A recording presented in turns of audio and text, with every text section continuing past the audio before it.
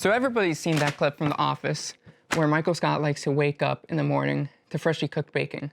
I burned my foot very badly on my Foreman grill, and I now need someone to come and bring me into work. Now I thought, you know, there's gotta be a way to do that better than waking up 15 minutes beforehand, putting the bacon on, going back to sleep for 15 minutes, and then waking back up.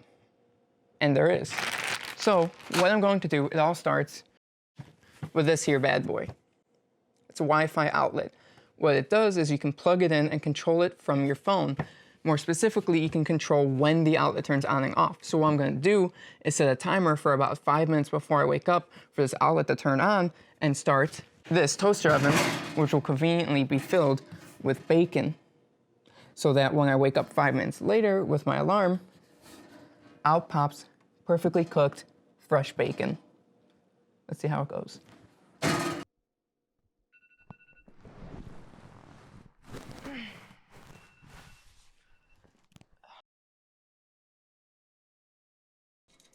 Oh, bacon turned out a little too crispy, but that's my fault.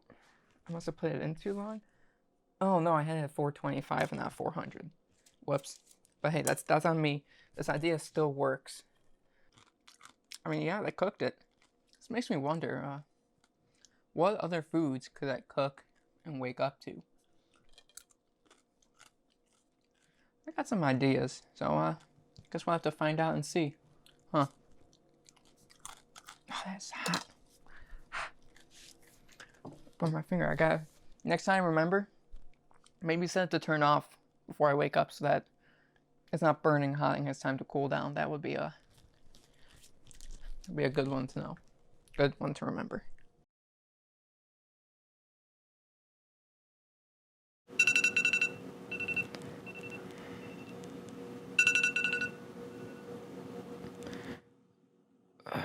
All right,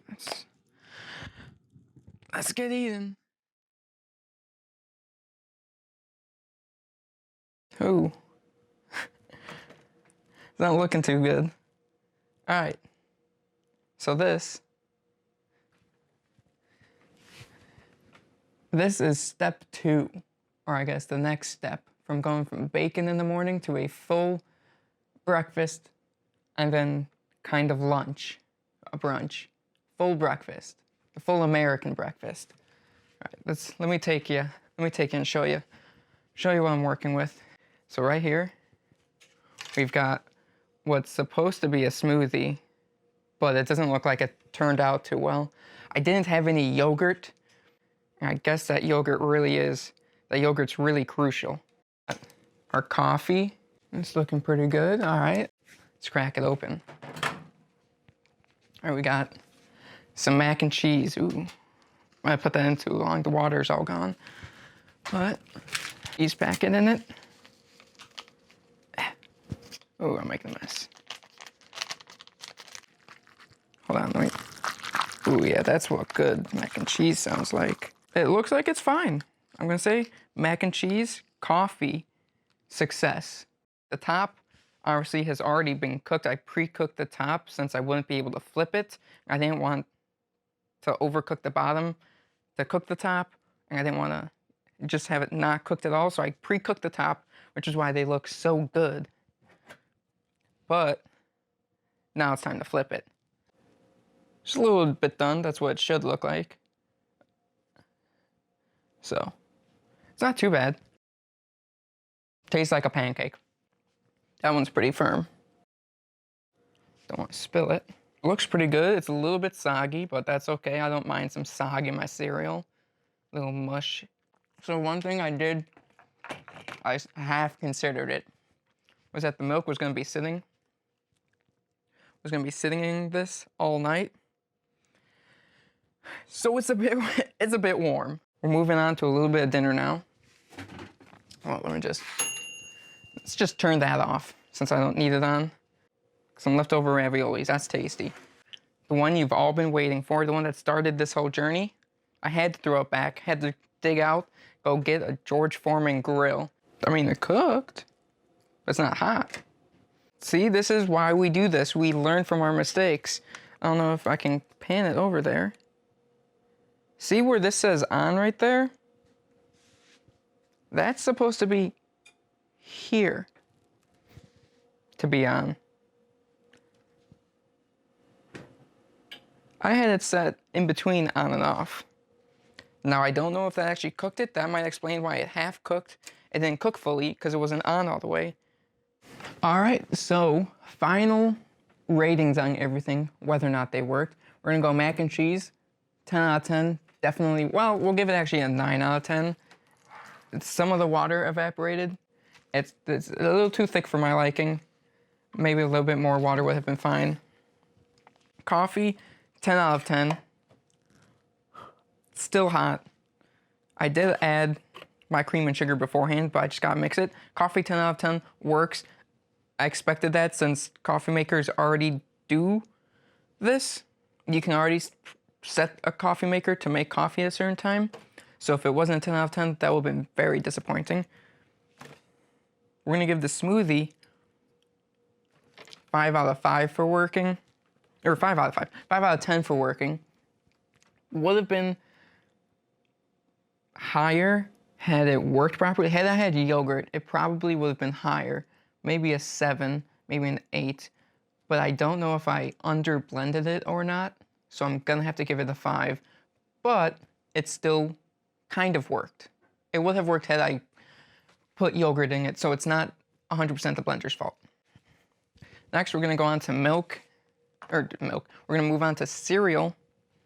We're gonna give the cereal probably the lowest score out of all of these at a 2 out of 10, and that's being generous since I can't safely say I can eat this since the milk was sitting out all night. If I could figure out a way to keep the milk refrigerated until it dispenses, in which case, still probably like a 6 out of 10 because it's a bowl of cereal. It took 5 seconds. It took me more time preparing the bowl of cereal for this than it would had I just gone upstairs and poured myself a bowl of cereal and milk.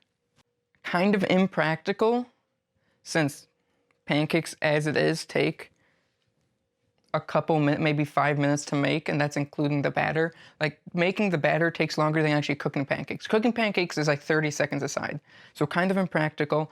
Also pretty kind of dangerous because you just have an open heating element out. But with that said, it did work very well. So I'll stand by that rating.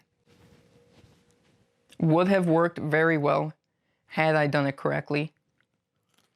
I've already done this previously, and it did work. But I do have to give it a 9 out of 10 since there is a stepping hazard. You can burn your foot. Now, since these are leftovers, I only had to heat them up. I didn't have to actually bake them. Had I needed to bake them, these need to cook for about an hour. And then you have to take them out, stir it, take the top off, and bake it for another 15 minutes to crisp the top off. That's pretty impractical, pretty infeasible, not feasible to do. But if you just cook it for the hour, that's actually really handy because the thing I hate most about like cooking or baking is that usually when I'm hungry, I want food right then. And when I want, it's like, ooh, I'll eat the raviolis. I have to wait an hour. Oh, that's awful. That's the worst. So that's pretty nice waking up. Although raviolis isn't one of those meals you wake up and eat. But with that said, was a really good method to cook it. So I'm gonna give it 8 out of 10. Definitely worked. Not the most practical. Would do it again. Toaster oven's pretty safe to cook with. I think that, yeah, that's everything. Went over. So I guess I can give a brief, really quick rundown of how I did everything.